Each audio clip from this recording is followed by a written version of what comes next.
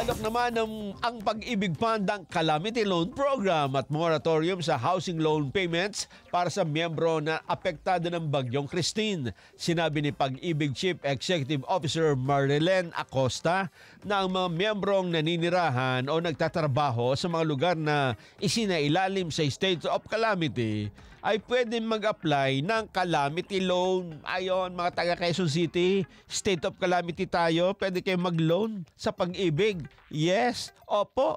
Yung mga walang love life, walang pag-ibig, wala kayong loan. Talaga naman, ayon naman kay Housing Secretary Jerry Acusar, ang nasabing loan program at housing payment moratorium ay nakalinya po sa panawagan ni Pangulong Bongbong Marcos na makatulong sa muling pagbangon ng mga miyembrong naapektuhan ng mga pagbagyo. Ang mga kwalipikadong miyembro ay maaring humiram ng hanggang 80% ng kanilang kabuuang Pag-ibig regular savings.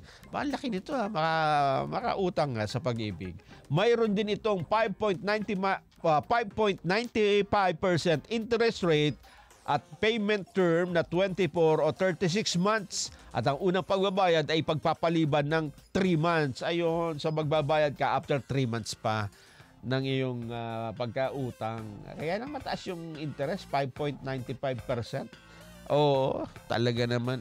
Pera namin yan Uutangin ko lang, hihiramin ko yung pera ko, tapos interesan mo pa.